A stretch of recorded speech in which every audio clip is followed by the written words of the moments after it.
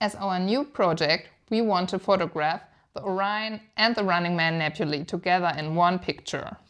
Awesome, then we can use the cooled Astro camera. Have you forgotten how big Orion is? We'll never get the whole thing in one shot.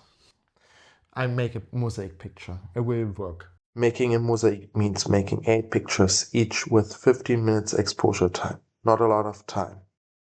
It won't work because the house and the tree are blocking our view, and we only have a time frame of 2 little hours, so we have to take the Canon 1000Da.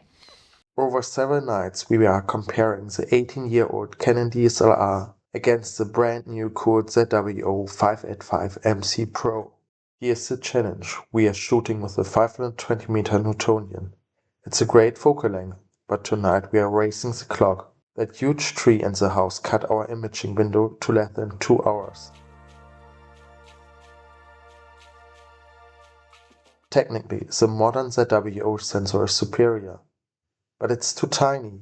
The old Canon APS-C captures the whole nebula in one go. But before we could even set it up, we first had to clear the snow in the backyard. Once the path was free, the rest of the setup went smoothly.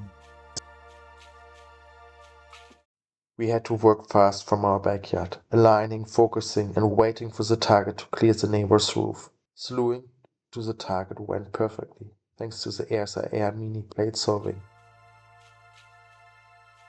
But even the 0.5 second exposure was easily overexposed, so we changed the gain in the settings. As you can see, the single panel result from the ZWO is sharp and pleasing, but the field of view is just way too limited. We would need a massive mosaic to fit everything in. We went out again the next night to photograph that mosaic, but the tree had other plans. After we collected nearly all our panels, we had to toss the last 2 out.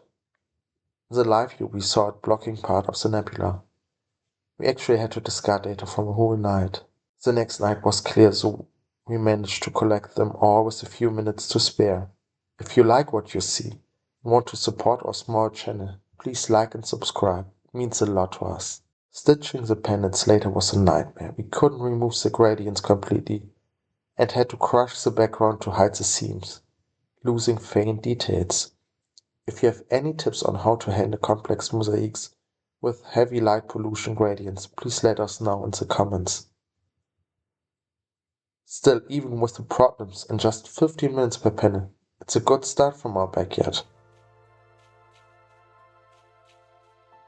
So let's see what the Canon got us. The advantage is a much bigger field of view.